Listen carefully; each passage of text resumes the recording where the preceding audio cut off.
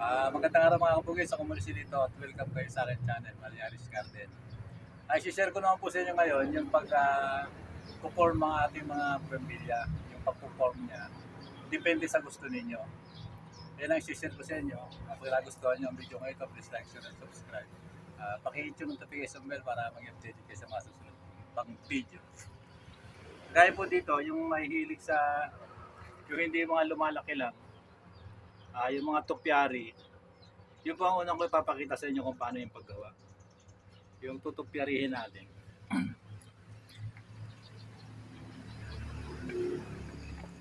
Yung example ko sa inyo yung mga wala pang bulaklak na bulong-bulong.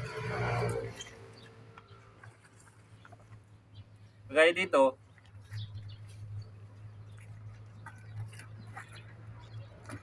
maliit pa lang, sasanayan na natin na lagi natin titriman. Kaya dito. Dapat malinis yung puno niya. Titriman natin lagi pabilog para masiksik yung mga sanga niya, dumami yung mga sanga niya, at mamulaklak siya ng puno. Yung mamaya na yung isa, ipapakita ko sa inyo na yung ayaw na mga mag-trim, gusto naman yung tumataas na maraming sanganga sa puno diretso. Pinapapakita ko sa inyo mamaya. Ito, umpisa natin. Kung gusto niyo yung lang, yung mga bilog lang, ganito ang gagawin natin. Dapat sasanayin natin sa trim. I-triman natin lagi. Marami na siyang bulaklak.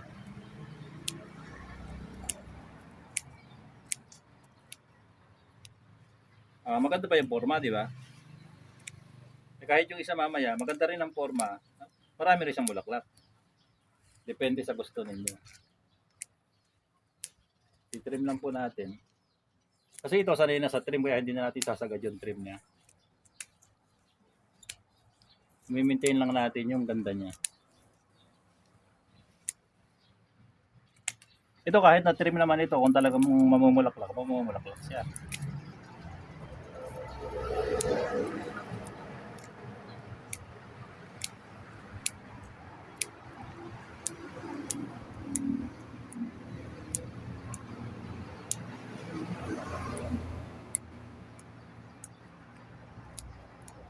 Makikita natin na pagka lagi lang tinitrim, may po-form natin yung halaman natin hanggang sa lumalaki. Pag namulaklak siya, kumpul yung bulaklak niya, di ba? Dapat lang sa may puno niya malinis dito. Lagi niyong lilinisan dito sa may puno.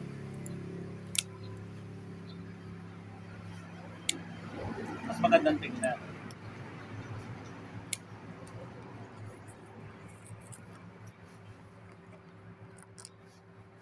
Yan, medyo okay na, di ba? Maganda na. Yan isang pamamaraan na alam ko na makapagpapaganda sa ating mga pamilya. Basta marunong mag-trim hindi naman marunong mag-trim at natatakot mag-trim.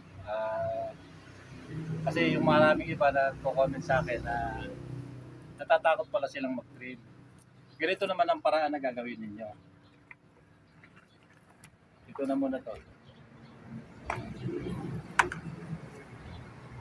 Okay po ba yung trim natin?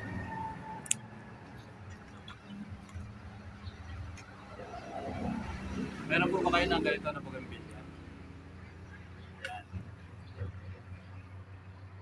Ito kaya natin pagandahin na hindi tayo mag-trim. Meron din bulaklak sa may puno niya, hanggang sa taas may bulaklak. Dahil yung ganito, nag-uumpisa na. Ito pure na white. Ganito lang gagawin natin. Ito ka muna. Kukuha lang tayo ng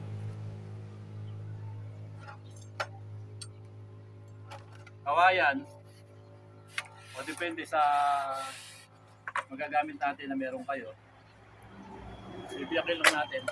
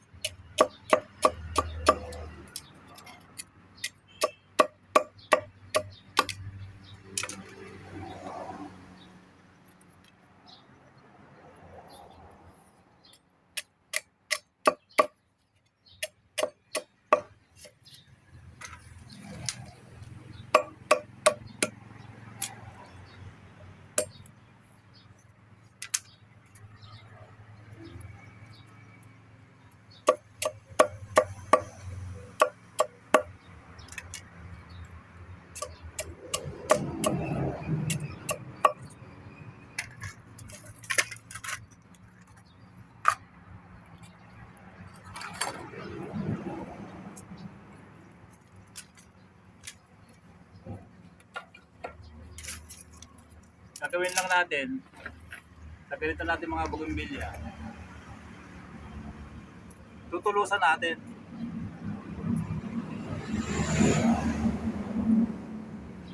Yung pagtutulos natin, maganda rin ito kasi tataas siya pagkaraan.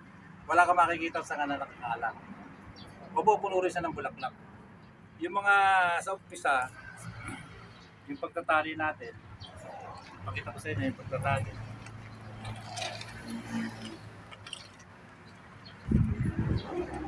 Itutusok ninyo na ganyan.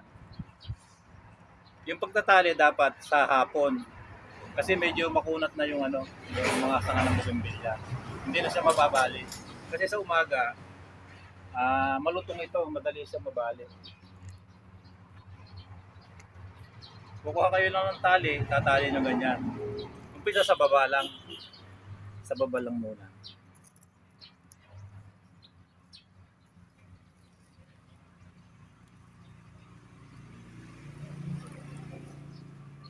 Ito maganda rin, kagaya din naman nakikita niyo, magagandang form na pinupost nila. Ganito lang yung ginawa nila. May tulos sila.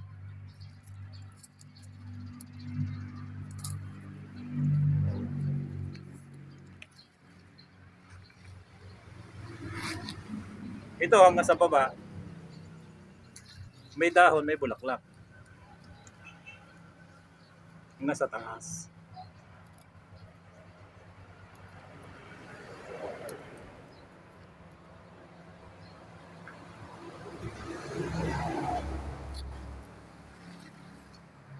Ipit natin dyan.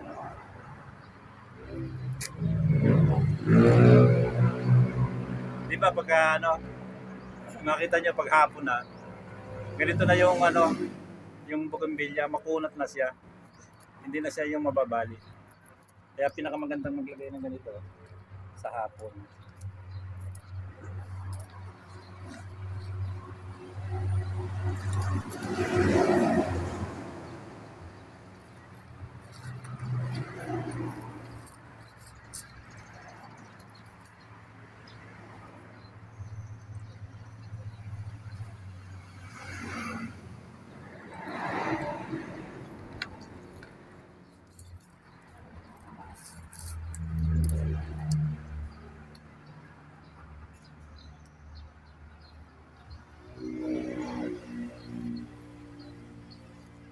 Hindi na tayo magbabawas ng sanga.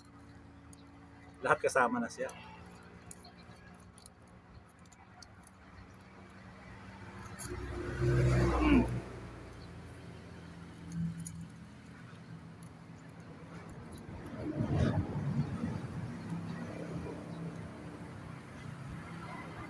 Pagkitigil lang natin na ganyan.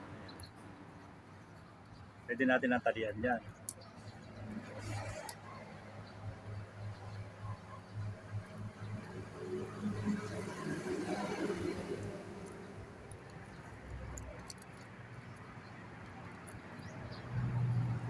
Yung isang puno naman sandali lang naman gawin ito. Dapat matibay lang yung panali. Medyo marupok itong panali. Matalim kasi itong itong buho.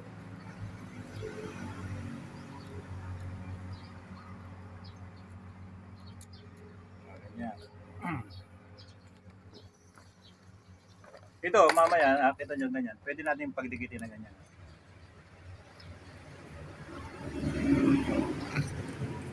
Pinakamagandang tulos lang, mga 3 lang.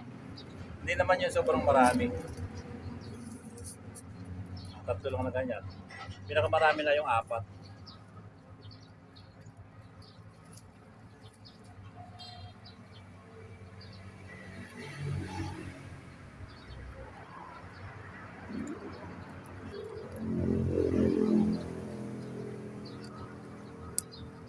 Ito, sa umpisa, yung parang hindi maganda yung dahon niya pag bagong tali.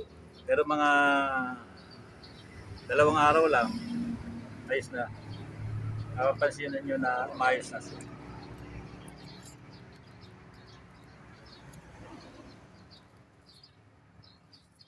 Tsaga-tsaga lang. Pwede natin yung ganyan.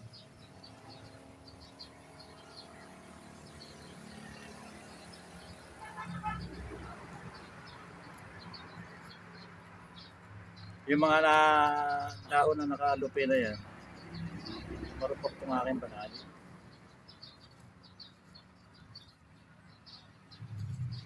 Nagpuputol. Matalim kasi itong gilid ng buho lang kasi ito. Mas maganda kung kawayan, mas matibay.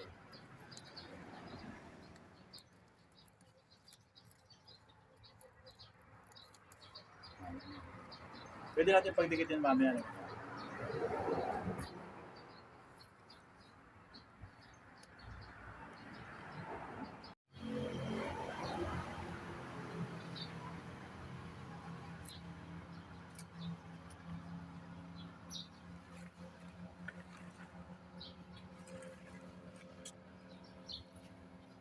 Medyo na pag tali-tali na natin.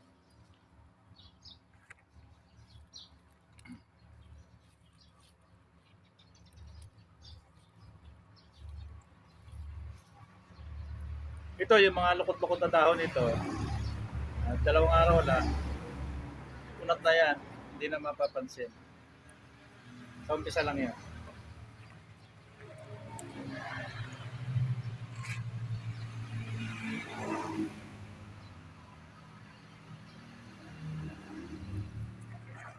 Ito, tataas na ito. Pag tumaas pa uli, kung gusto niyo na mataas, lalagay niyo uli ng panibagong tusok na ganito. Yung mas mataas naman na. Para tumaas na ng tumaas. Pwede nyo gawin na pabilog. Pwede din i-trim-trim dito pag ganyan.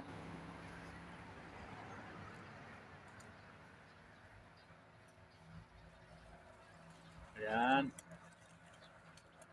Tignan nyo, kunat walang mababali basta basta sa hapon.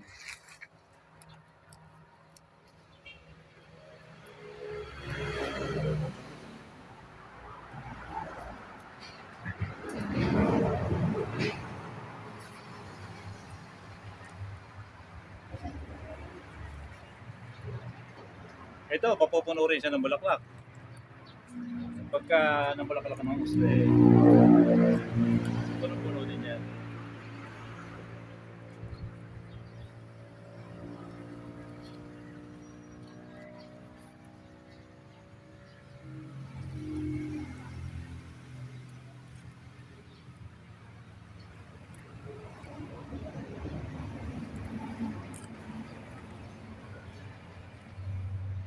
Diba? Maganda na.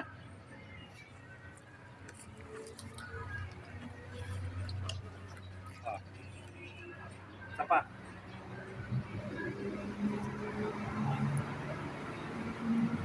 Ito lang. Hindi na kayo muna to. Ito, mababa na to.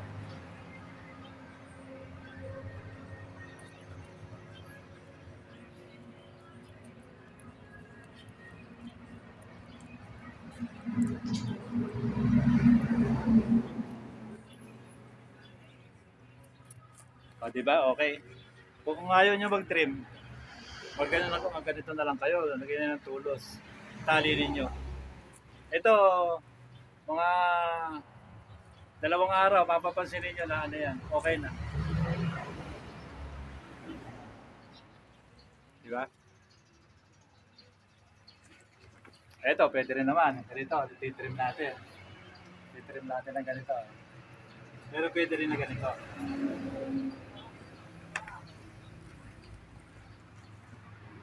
Yan ang 2 paraan sa pag-aayos ng mga halaman. Ito, may bulaklak din dito sa baba ito pagka tinitrim mo lagi dito. Mamumulaklak din dito. Pwede nyo ito dito sa ibabaw. Para pag ganyan, pwede naman. Magtutuktong na naman kayo ng tulos ng ganito, patas ng pataas. Kung gusto nyo yung mataas. Hanggang dito na lang at maraming salamat sa patuloy na panonood nyo ng mga video ko. Pag nagustuhan nyo ang video ko ito, please like, share, and subscribe. Paki-hit yung notification bell para maging updated kayo sa mga susunod ko.